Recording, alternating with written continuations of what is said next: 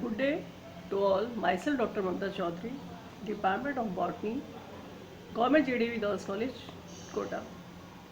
Students, आज जो हम टॉपिक कवर करेंगे वो टॉपिक है मिनरल न्यूट्रिशन। ये बीएससी थर्ड ईयर का फर्स्ट पेपर का यूनिट 1 में ये टॉपिक है mineral nutrition.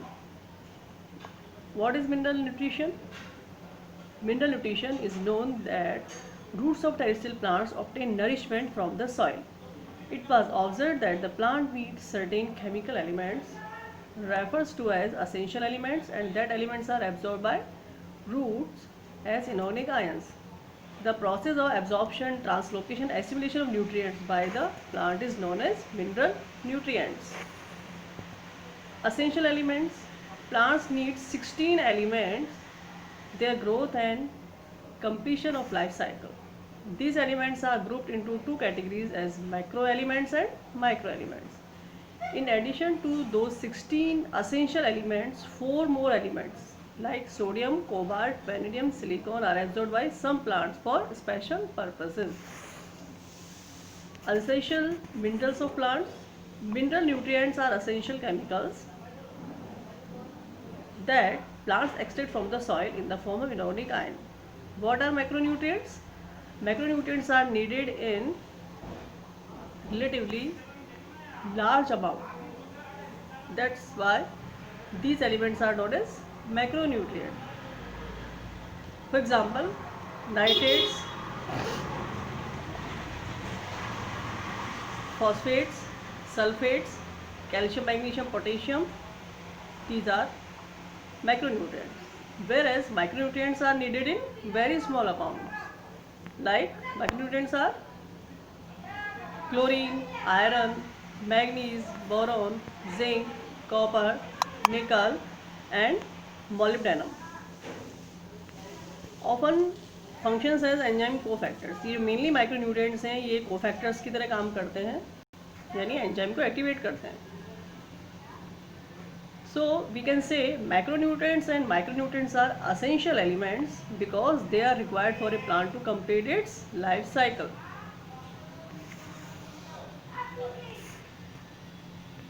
Macronutrients and micronutrients, more than 50 elements have been identified among the inorganic substances in plants. But not all of these are essential to plants. A chemical element is considered an essential element if it is required for a plant to complete its life cycle. A chemical element is considered as essential element if it is required for a plant to complete its life cycle. Researchers use hydroponic culture to determine which chemical elements are essential. Now question is arise that why is mineral nutrition important? The answer is, in most natural soils, the availability of mineral nutrients limits plant growth and primary productivity. Nutrient limitation is an important selective pressure, and plants face many special changes related to the needs to acquire and use mineral nutrient efficiently. Plant nutrition especially does not refer to photosynthesis. Method to study mineral requirements of plant. एक पौधे के लिए कौन कौन से minerals जो है required है उसको हम एक एक्सपेरिमेंट के थ्रू समझा सकते हैं. और ये एक्सपेरिमेंट किया था J.V. सैक्स ने, जो कि जर्मन बॉटनिस्ट थे. इन्होंने बताया कि plants could be grown to maturity in defined nutrient solution in complete absence of soil. It's called hydroponics. यानी हाइड्रोपोनिक्स वो मेथड है जिसमें अगर पानी के अंदर सभी रिक्वायर्ड न्यूट्रिएंट्स डाल दिए जाए तो पौधा जो है वो एकदम नॉर्मल तरीके से ग्रोथ करता है. इस मेथड में क्या हाइड्रोपोनिक्स में इन्होंने क्या लिया, इन्होंने प्यूरिफाइड वाटर लिया, उसमें स्पेशल मिनरल्स न्यूट्रिएंट्स लिए और उसको एरिएशन किया, यानी उसमें हवा का सप्लाई की. नाउ मैक्रोन्यूट्रिएंट्स क्या क्या हैं? कार्बन, हाइड्रोजन, ऑक्सीजन, ये सब मैक्रोन्यूट्रिएंट्स हैं। ये these elements are composition of all organic compound. किसी भी प्लांट के अंदर जितने भी ऑर्गेनिक कंपाउंड्स हैं उनका जो बेसिक जो एलिमेंट है वो कार्बन, हाइड्रोजन, ऑक्सीजन ही होता है, चाहे वो ग्लूकोज हो, चाहे वो ऑर्गेनिक एसिड्स हो। So these elements have a role to play in the general metabolism of plants. अगर कार्बन, हाइड्रोजन, ऑक्सीजन की डेफिशिएंसी प्लांट में हो जाती है तो उसको प्लांट कैसे शो करेगा? इससे सीधा सीधा फर्क क्या पड़ेगा? इन तीनों एलिमेंट्स नहीं होंगे तो सीधा सीधा उसकी नॉर्मल ग्रोथ पे और प्लांट के डेवलपमेंट पे फर्क पड़ेगा। Now first macronutrient is nitrogen. Nitrogen क्या है? Nitrogen is mineral element required by plants in the greatest amount. इसलिए इसको माइक्रो एलिमेंट कहते हैं क्योंकि हमें बहुत अधिक मात्रा में इसकी आवश्यकता होती है प्लांट ग्रोथ के लिए। और प्लांट इसको किस फॉर्म में ऑब्जर्व करता है? Nitrates, nitrites and ammonium ion. Nitrogen is required by all part of a plant, particularly the meristematic tissues and the metabolically active cells. Nitrogen is one of the major constituent of proteins, nucleic acids, vitamins and hormones. Next macroelement is phosphorus. Phosphorus is absorbed by in the form of phosphate ions and it's a main constituent of cell membrane, proteins, nucleic acids, nucleotides, etc. and is required also for phosphorylation reactions. Next macronutrient is potassium.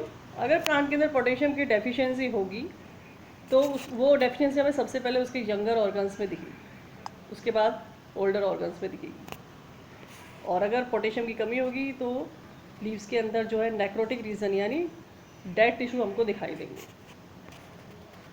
और अगर यही deficiency बढ़ती रही तो ultimately पौधा जो है week हो जाता है और उसकी लीव वगैरह जो है वो गिर जाएंगी। नेक्स्ट है मैग्नीशियम। मैग्नीशियम की डेफिशिएंसी जो है हमें पता कैसे चलेगी कि प्लांट में जो क्लोरोसिस होगा। या क्लोरोसिस क्या है? Loss of chlorophyll. क्लोरोफिल उसमें कम हो जाएगा, नष्ट हो जाएगा और पत्तियों में धीरे धीरे पीलापन आने लगता है। इसी तरह से फॉस्फोरस डेफिशिएंसी की वजह से जो है फॉस्फोरस का ग्रोथ जो ग्रोथ सीधा सीधा पड़ेगा इसकी यंगर लीफ से पड़ेगा। इसी तरह से नाइट्रोजन जो हम पहले इसके फंक्शन पढ़ चुके हैं, अब इसके डेफिशिएंसी सिस्टम क्या होंगे नाइट्रोजन के कि पौधा जो है वो स्टंटेड ग्रोथ यानी कम ग्रोथ दिखाएगा, क्लोरोसिस होगा यानी लॉस ऑफ क्लोरोफिल होगा, फ्लावरिंग में कमी आएगी और इस तरह का हम जो कलरिंग देख सकते हैं एप्पल और पीच में देख सकते हैं। और पिगमेंटेशन में भी इसमें चेंज आएगा। पिगमेंटेशन चेंज क्या आएगा कि ग्रीन क्लोरोफिल की जगह हमको पर्पल कलर दिखाई देगा यानी एंथोसायनिन पिगमेंट जो है वो क्लियरली दिखाई देने लगते हैं। अभी हमारा पूरा टेबल है मैक्रोन्यूट्रिएंट्स एंड माइक्रोन्यूट्रिएंट्स का, जिसको हम वन बाय वन स्टडी करेंगे। फर्स्ट है नाइट्रोजन।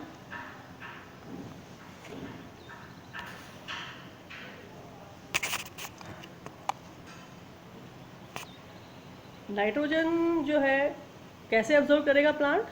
जैसे हमने अभी पहले पढ़ा था, नाइट्रेट आयंस के रूप में, नाइट्राइट के रूप में एंड अमोनियम के रूप में। और इसका क्या रोल रहेगा प्लांट के लिए? It is required by all metabolically active cells. हर मेटाबॉलिकली एक्टिव सेल को नाइट्रोजन की ज़रूरत होती है, स्पेशली मेरिस्टेमेटिक टिश्यूज़ में।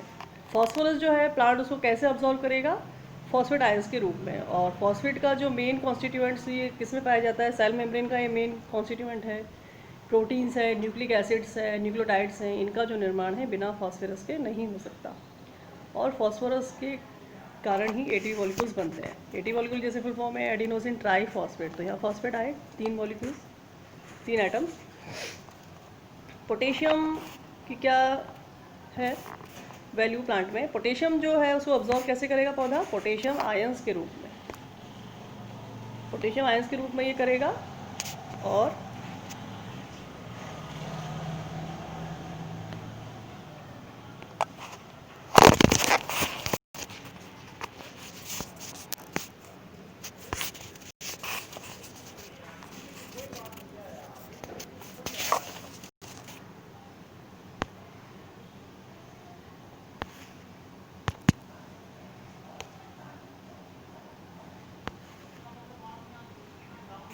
नेक्स्ट है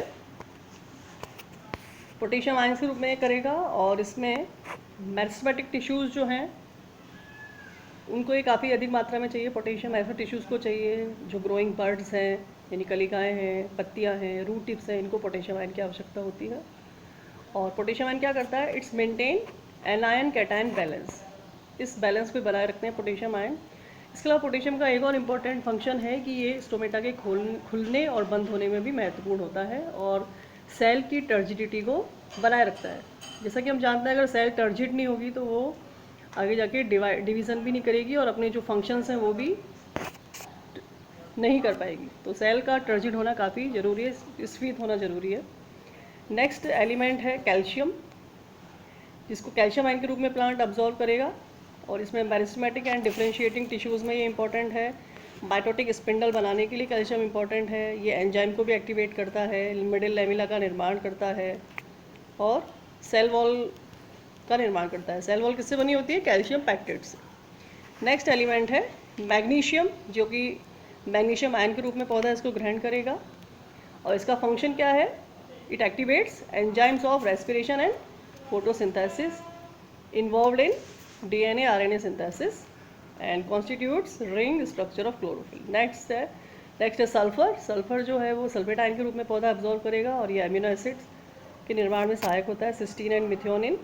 आयरन जो है वो फेरिक आयन के रूप में पौधा इसको ग्रहण करता है, और ये भी प्रोटीन निर्माण में आवश्यक होता है, और specially ETS electron transport system जो है, साइटोक्रोम, पैराडॉक्सिन, इनमें काफ़ी इंपॉर्टेंट होता है ये आयन। मैग्नीज आयन जो है ये एंजाइम फोटोसिंथेसिस, रेस्पिरेशन और नाइट्रोजन मेटाबॉलिज्म के लिए बहुत ज़्यादा इंपॉर्टेंट है, तभी ये क्रियाएं हो पाएंगी। जिंक जो है पौधा इसको Zn+2 के रूप में ऑब्जॉर्व करेगा, और ये ऑक्सिन्स के निर्माण में और कार्बोक्सिलेज एंजाइम के रूप निर्माण में या उसके फंक्शन में इंपॉर्टेंट है। कॉपर जो है वो क्यूप्रस आयन के रूप में प्लांट इसको ऑब्जॉर्व करेगा, ये पूरे ओवरऑल मेटाबॉलिज्म के लिए आवश्यक है प्लांट के। बोरॉन जो है वो बोरेट आयन के रूप में ऑब्जॉर्व किया जाएगा, और इसका इंपॉर्टेंट रोल है पोलन जर्मिनेशन। कोई पोलन तब तक जर्मिनेट नहीं होगा जब तक कि बोरॉन आयन वहाँ पे ना हो। Sorry for disturbance. Molybdenum, it's involve in nitrogen metabolism enzymes like nitrogenase and nitrate reductase. जो नाइट्रोजन फिक्सेशन है वो मॉलिब्डेनम एंजाइम के बिना नहीं हो सकता।